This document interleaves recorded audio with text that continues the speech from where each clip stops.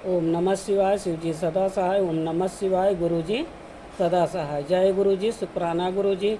अनंतम अनंतम अनंतम शुक्राना गुरु जी। हर हर महादेव। हर हर महादेव। जय भोलेनाथ बाबा की। जय भोलेनाथ बाबा की। जय गुरु जी की। जय गुरु जी की। जय गुरु जी की। आज आज जो शिवपुराण पढ़ने में भूल चुकी, माफ़ करना प्रभु, माफ़ करना। आज मैं वायवीय संहिता का 30वां अध्याय प्रारंभ करने जा रही हूँ। जय भोलेनाथ बाबा की। जय भोलेनाथ बाबा की। ये भूल चूक होगी, माफ़ करना प्रभु। जय।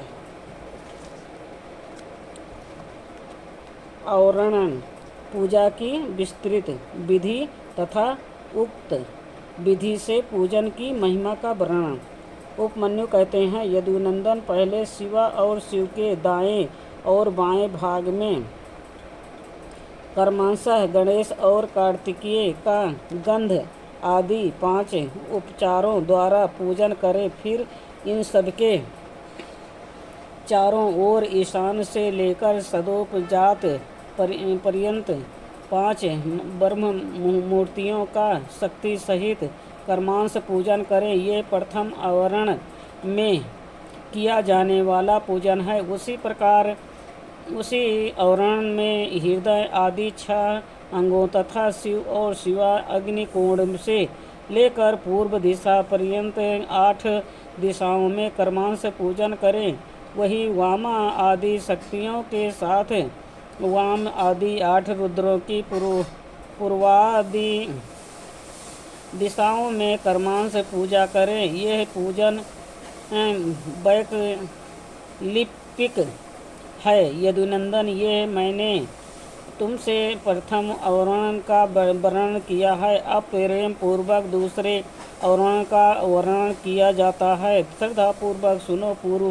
पूर्व दिशा वाले दल में अनंत का और उनके वाम भाग में उनकी शक्ति का पूजन करें। दक्षिण दिशा वाले दल में शक्ति सहित सूक्ष्म देव की पूजा करें। पश्चिम दिशा के दल में शक्ति सहित भी शिवोत्तम का।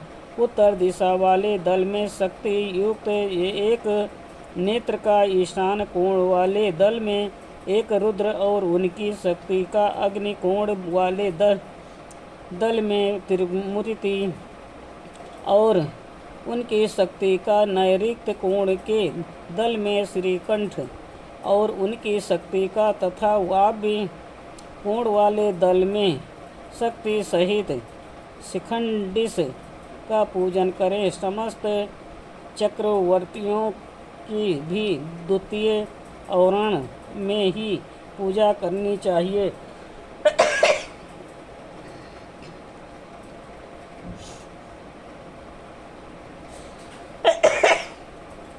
तृतीय आवरण में शक्तियों सहित 8 मूर्तियों का पूर्वादि 8 दिशाओं में कर्मांश पूजन करें। भव सर्व ईशान रुद्र पशुपति उग्र भीम और महादेव, ये कर्मांश 8 मूर्तियों हैं। इसके बाद उसी आवरण में शक्तियों सहित महादेव आदि 11 मूर्तियों की पूजा करनी चाहिए। महादेव शिव, रुद्र, शंकर, नील लोहित, ईशान, विजय, भीम, देव, बहुदेव तथा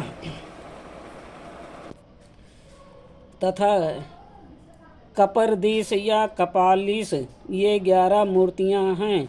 इनमें से जो प्रथम 8 मूर्तियां हैं उनका अग्निकोण वाले दल से लेकर पूर्व दिशा पर्यंत 8 दिशाओं में पूजन करना चाहिए। देव को पूर्व दिशा के दल में स्थापित एवं पूजित करें और ईशान का पुनः अग्निकोण में स्थापन पूजन करें। फिर इन दोनों के बीच में भयोदव की पूजा करें और उन्हीं के बाद कपालिस या कपर्दीस का स्थापन पूजन करना चाहिए। उस तृतीय आवरण में फिर वृषभ राज का, पूर्व में नंदी का, दक्षिण में महाकाल का उत्तर में शस्ता का अग्निकोण के दल में मातृकाओं का दक्षिण दिशा के दल में गणेश जी का नैऋत्य कोण के दल में कार्तिकेय का पश्चिम दल में ज्येष्ठा का वायव्य कोण में दल में गौरी का उत्तर दल में चंडिका ईशान कोण में तथा शास्ता एवं नंदीश्वर के बीच में मुनीन्द्र वृषभ का यजन करें। महाकाल के उत्तर भाग में पिंगल का शस्ता और मातृकाओं के बीच में भृगीश्वर का मातृकाओं तथा गणेश जी के बीच में वीरभद्र का स्कंद और गणेश जी के बीच में सरस्वती देवी का ज्येष्ठा और कार्तिकेय के बीच में शिव चरणों की अर्चना करने वाली श्री देवी का ज्येष्ठा और गणाम्बा गौरी के बीच में मोटी की पूजा करें। गणम्बा और चंड के बीच में दुर्गा देवी की पूजा करें। इसी आवरण में पुनः शिव के अनुचरण वर्ग की पूजा करें। इस अनुचरण वर्ग में रुद्रगण, प्रथमगण और भूतगण आते हैं। इन सबके विविध रूप हैं और ये सब के सब अपने शक्तियों के साथ हैं। इनके बाद एकाग्रचित हो शिवा के सखी वर्ग का भी ध्यान एवं पूजन करना चाहिए। इस प्रकार तृतीय आवरण के देवताओं का विस्तार पूर्वक पूजन हो जाने पर उसके ब्रह्मा भाग में चतुर्थ आवरण का चिंतन एवं पूजन करें। पूर्व दल में सूर्य का, दक्षिण दल में चतुर्मुख ब्रह्मा का, पश्चिम दल में रुद्र का और उत्तर दिशा के दल में भगवान विष्णु का पूजन करें। इन चारों देवताओं के भी पृथक पृथक आवरण है। इसके प्रथम आवरण में 6 अंगों तथा दीप्ता आदि शक्तियों की पूजा करनी चाहिए। दीप्ता, सूक्ष्मा, जया, भद्रा, विभूति, विमला, अमोघा और विद्युता इनकी कर्मांश पूर्व आदि 8 दिशाओं में स्थित हैं। द्वितीय आवरण में पूर्व से लेकर उत्तर तक कर्मांश 4 मूर्तियों की और उनके बाद उनकी शक्तियों की पूजा करें। आदित्य, भास्कर, भानु और रवि ये 4 मूर्तियां कर्मांश पूर्वादि चारों दिशाओं में पूजनीय हैं। तत्पश्चात अर्क, ब्रह्मा, रुद्र तथा विष्णु ये 4 मूर्तियां भी पूर्वादि दिशाओं में पूजनीय हैं। पूर्व दिशा में विस्तरा, दक्षिण दिशा में सुतरा, पश्चिम दिशा में बोधनी और उत्तर दिशा में अपयायनी की पूजा करें। ईशान कोण में उषा की, अग्नि कोण में प्रभा की, नैऋत्य कोण में प्रज्ञा की और वायव्य कोण में संध्या की पूजा करने। इस तरह द्वितीय आवरण में इन सब की स्थापना करके विधिवत पूजा करनी चाहिए। तृतीय आवरण में सोम, मंगल, बुद्धिमानों में श्रेष्ठ बुध, विशाल बुद्धि, बृहस्पति, तेजो निधि, शुक्र, शनैश्चर तथा धूम्र वर्ण वाले भयंकर राहु केतु का पूर्वादि दिशाओं में पूजन करें। अथवा द्वितीय आवरण में 12 आदित्यों की पूजा करनी चाहिए और तृतीय आवरण में 12 शाशियों की। उसके वहाँ भाग में 7 गणों की सब ओर पूजा करनी चाहिए। ऋषियों, देवताओं, गंधर्वों, नागों, अप्सराओं, ग्रामवाणियों, यक्षों या धनों, 7 छंदोमय अवश्यों तथा वाल खिल्लियों में का पूजन करें। इस तरह तृतीय अवरण में सूर्य देव का पूजन करने के पश्चात 3 अवरणों सहित ब्रह्मा जी का पूजन करें। पूर्व दिशा में हिरणाय गर्भ का, दक्षिण में विराट का, पश्चिम दिशा में काल का और उत्तर दिशा में पुरुष का पूजन करें। हिरणाय गर्भ नामक जो पहले ब्रह्मा हैं, उनकी अंग क्रांति कमल के समान है। काल जन्म से ही आजन्म के समान काले हैं और पुरुष स्फटिक मणि के समान निर्मल हैं। त्रिगुण रजस, तमस तथा सत्वक ये चारों भी पूर्वादि दिशा के क्रम से प्रथम अवरण में ही स्थित हैं। द्वितीय अवरण में पूर्वादि दिशाओं के दलों में क्रमांश सनंत कुमार, सनक, सनंदन और सनातन का पूजन करना चाहिए। तत्पश्चात तीसरे अवरण में 11 प्रजापतियों की पूजा करें। उनमें से प्रथम 8 का तो पूर्व आदि 8 दिशाओं में है पूजन करें। फिर शेष 3 पूर्व आदि के क्रम से अर्थात पूर्व, दक्षिण एवं पश्चिम में स्थापन पूजन करें। दक्ष, रुचि, भृगु, मरीच, अंगिरा, पुलस्य, पुलह, कर्तु, अत्रि, कश्यप और वशिष्ठ ये 11 विख्यात प्रजापति हैं। इनके साथ इनकी पत्नियों का भी क्रमांश पूजन करना चाहिए। प्रसूति, आकृति, ख्याति, संभूति, धीरति, स्मृति, क्षमा, सनांति, अनुसुईया, देवमाता, अदिति तथा अरुंधति ये सभी ऋषि पत्नियां पतिव्रता, सदाशिव पूजन प्रायणा, कांति मति और प्रिया दर्शना परम सुंदरी हैं। अथवा प्रथम अवरण में चारों वेदों का पूजन करें। फिर द्वितीय अवरण में इतिहास पुराणों की अर्चना करें तथा तृतीय अवरणों में धर्म शास्त्र सहित संपूर्ण वैदिक विद्याओं का सब ओर पूजन करना चाहिए। 4 वेदों को पूर्वादि 4 दिशाओं में पूजन का चाहिए।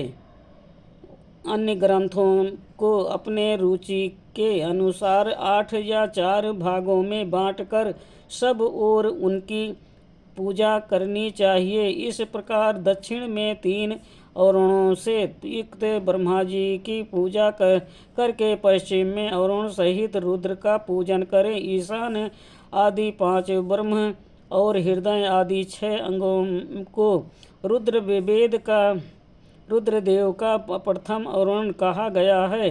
द्वितीय अवरण विद्येश्वरमय है। तृतीय अवरण में वेद हैं, अतः उसका वर्णन किया जाता है। उस अवरण में पूर्वादि दिशाओं के क्रम से त्रिगुणादि 4 मूर्तियों की पूजा करनी चाहिए। पूर्व दिशा में पूर्ण रूप शिव नामक महादेव पूजित होते हैं। इनकी त्रिगुण संज्ञा है, क्योंकि ये त्रिगुणात्मक जगत के आश्रय हैं। दक्षिण दिशा में रजस पुरुष के नाम से प्रसिद्ध सृष्टिकर्ता ब्रह्मा का पूजन किया जाता है।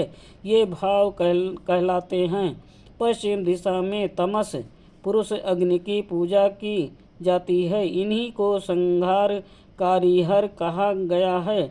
उत्तर दिशा में सत्युक्त पुरुष सुखदायक विष्णु का पूजन किया जाता है। ये ही विश्व पालक मृड हैं। इस प्रकार पश्चिम भाग में शंभु के शिव रूप का जो 25 तत्व का साक्षी 26वां तत्व रूप है। पूजन करके उत्तर दिशा में भगवान विष्णु का पूजन करना चाहिए। इनके प्रथम आवरण में वासुदेव को पूर्व में, अनिरुद्ध को दक्षिण में, प्रद्युम्न को पश्चिम में और शंकरण को उत्तर में स्थापित करके इनकी पूजा करनी चाहिए। ये प्रथम आवरण बताया गया है और अब द्वितीय शुभ आवरण बताया जाता है। मत्स्य, कूर्म, वाराह, नरसिंह, वामन तीनों से एक राम और कृष्ण और हयग्रीव ये द्वितीय आवरण में पूजित होते हैं। तृतीय आवरण में पूर्व भाग में चक्र की पूजा करें। दक्षिण भाग में कहीं भी प्रतिहत न होने वाले नारायण सहस्त्र का यजन करें। पश्चिम में पंचजनय का और उत्तर में सर्ग धनुष की पूजा करें। इस प्रकार 3 आवरणों से युक्त साक्षात विश्व नामक परम सहरी महाविष्णु की जो सदा सर्वत्र व्यापक है मूर्ति में भावना करके पूजा करें। इस तरह विष्णु के चतुर क्रम से 4 मूर्तियां का पूजन करके क्रमांश उनकी 4 शक्तियां का पूजन करें। प्रभा का अग्निकोण में, सरस्वती का नैऋत्य कोण में, गणाम्बिका का वायव्य कोण में तथा लक्ष्मी का ईशान कोण में पूजन करें। इसी प्रकार भानु आदि मूर्तियों और उनकी शक्तियों का पूजन करके उसी आवरण में लोकेश्वरों की पूजा करें। उनके नाम इस प्रकार हैं: इंद्र, अग्नि, यम, नैऋत्य, वरुण, वायु, सोम, कुबेर तथा ईशान। इस प्रकार चौथे आवरण की विधि पूर्वक पूजा संपन्न करके ब्रह्म भाग में महेश्वर के आयुधों की अर्चना करें। ईशान कोण में तेजस्वी त्रिशूल की, पूर्व दिशा में वज्र की, अग्निकोण में परशु की, दक्षिण में बाण की, नैऋत्य कोण में खड्ग की, पश्चिम में पाश की, वायव्य कोण में अंकुश की और उत्तर दिशा में पिनाक की पूजा करें। तत्पश्चात पश्चिम विमुख रौद्र रूपधारी क्षेत्रपाल का अर्चन करें। इस तरह पंचम आवरण की पूजा का संपादन करके समस्त आवरण देवताओं के ब्रह्म भाग में अथवा पंचवें आवरण में ही मातृकाओं सहित महावृषभ नंदीकेश्वर का पूर्व दिशा में पूजन करें। तदंतर समस्त देव योनियों की चारों ओर अर्चना करें। इसके सिवा जो आकाश में विचरने वाले ऋषि, सिद्ध, दैत्य, यक्ष, राक्षस, अनंत आदि नागराज उन नागेश्वरों के कुल में उत्पन्न हुए अन्य नाग, डंकिनी, भूत, बेताल, प्रेत और भैरवों के नायक नाना योनियों में उत्पन्न हुए हैं। अन्य पाताल वासी जीव, नदी, समुद्र, पर्वत, वन, सरोवर, पशु, पक्षी, वृक्ष, कीट आदि क्षुद्र योनि के जीव, मनुष्य, नाना प्रकार के आकार वाले मृग, क्षुद्र जंतु, ब्रह्मांड के भीतर के लोक, कोटि कोटि ब्रह्मांड के बाहर के असंख्य भुवन और उनके अधीश्वर तथा 10 दिशाओं में स्थित ब्रह्मांड के आधारभूति रुद्र और गुण जनित, माया जनित, शक्ति जनित तथा उससे भी परे जो कुछ भी शब्द, वाच, जड़, चेतनात्मक प्रपंच है, उन सबको शिवा और शिव के प्रसव भाग में स्थित जानकर उनका सामान्य रूप से यजन करें और वह सब लोग हाथ जोड़कर मंद मुस्कान युक्त मुख से सुशोभित होते हुए प्रेम पूर्वक महादेव और महादेवी का दर्शन कर रहे हैं। ऐसा चिंतन करना चाहिए। इस तरह अवरोहण पूजा का संपन्न करके विक्षेप की शांति के लिए पुनः देवेश्वर शिव की अर्चना करने के पश्चात पंचाक्षर मंत्र जाप करें। तदंतर शिव और पार्वती के सम्मुख उत्तम व्यंजनों से युक्त तथा अमृत के समान मधुर शुद्ध एवं मनोहर महाचरु का नैवेद्य निवेदन करें। ये महाचरु 32 अढ़क लगभग 3 मन 8 सेर का हो तो उत्तम है और कम से कम 1 अढ़क 4 सेर का हो तो निम्न श्रेणी का माना गया है। अपने वैभव के अनुसार जितना हो सके महाचरु तैयार करके उसे श्रद्धापूर्वक निवेदित करें। तदंतर जल और तंबूल इलायची आदि निवेदन करके आरती उतारकर शेष पूजा समाप्त करें। यज्ञ के उपयोग में आने वाले द्रव्य भोजन वस्त्र आदि को उत्तम श्रेणी का ही तैयार कर दे। भक्ति श्रेणी का ही तैयार कर दे। भक्तिमान पुरुष वैभव होते हुए धन्य व्यय करने में कंजूसी ना करे। जो सठ या कंजूस है और पूजा के प्रति उपेक्षा की भावना रखता है, वो यदि कृपाणतावश कर्म को किसी अंग से हीन कर दे तो उसके वह काम में कर्म सफल नहीं होते। ऐसा सत्पुरुष का कथन है। इसलिए मनुष्य यदि फल सिद्धि का इच्छुक हो तो उपेक्षा भाव को त्याग कर संपूर्ण अंगों के योग से काम्य कर्मों का संपादन करें। इस तरह पूजा समाप्त करके महादेव और महादेवी को प्रणाम करें। फिर भक्ति भाव से मन को एकाग्र करके स्तुति पाठ करें। स्तुति के पश्चात साधक उत्सुकता पूर्वक कर्म से कर्म 108 बार और संभव हो तो 1000 से अधिक बार पंचाक्षरी विद्या का जप करें। तत्पश्चात कर्मांश विद्या और गुरु की पूजा करके अपने अभ्युदय और श्रद्धा के अनुसार यज्ञ मंडल के सदस्यों का भी पूजन करें। फिर औरों सहित देवेश्वर शिव का विसर्जन करके यज्ञ के उपकरणों सहित वो सारा मंडल गुरु को अथवा शिव चरणाश्रित भक्तों को दे दे, अथवा उसे शिव के ही उद्देश्य से शिव के क्षेत्र में समर्पित कर दे, अथवा समस्त और देवताओं का यथोचित रीति से पूजन करके 7 प्रकार के होम द्रव्यों द्वारा शिव अग्नि में इष्ट देवता का यजन करें। ये तीनों लोकों में विख्यात योगेश्वर नामक योग है।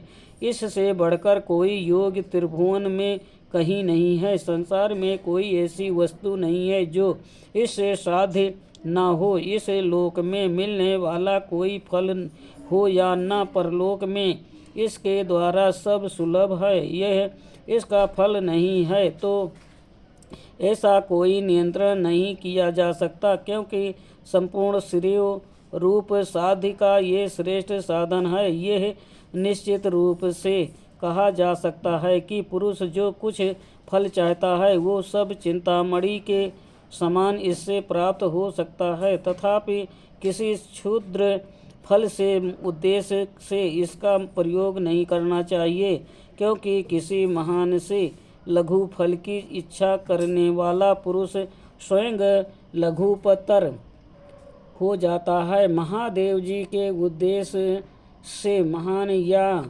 अल्प जो भी कर्म किया जाए वो सब सिद्ध होता है। अतः उन्हीं के उद्देश्य से कर्म का प्रयोग करना चाहिए। शत्रु तथा मृत्यु पर विजय पाना आदि जो फल दूसरों से सिद्ध होने वाले नहीं हैं, उन्हीं लौकिक या परलौकिक फलों के लिए विद्वान पुरुष इसका प्रयोग करें। महापातकों में, महान रोग के भय आदि में तथा दुर्भिक्ष आदि में यदि शांति करने की आवश्यकता हो तो इसी से शांति करें। अधिक बढ़ कर बातें बनाने से क्या लाभ। इस योग को महेश्वर शिव ने स्वयं के लिए बड़ी भारी आपत्ति का निवारण करने का अपना निजी अस्त्र बताया है, अतः इससे बढ़कर यहाँ अपना कोई रक्षक नहीं है।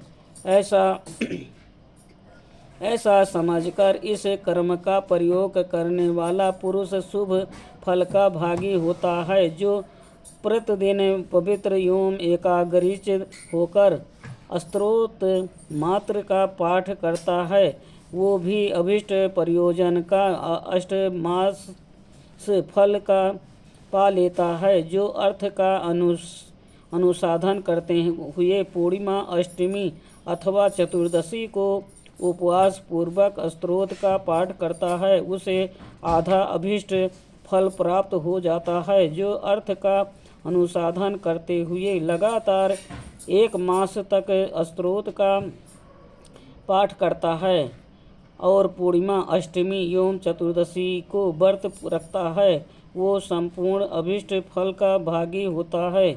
आज का वायव्य संहिता का उत्तराखंड का 30वां अध्याय संपूर्ण हुआ। ओम नमः शिवाय। शिव जी सदा सहाय। ओम नमः शिवाय। गुरु जी सदा सहाय। जय गुरु जी। शुक्राना गुरु जी।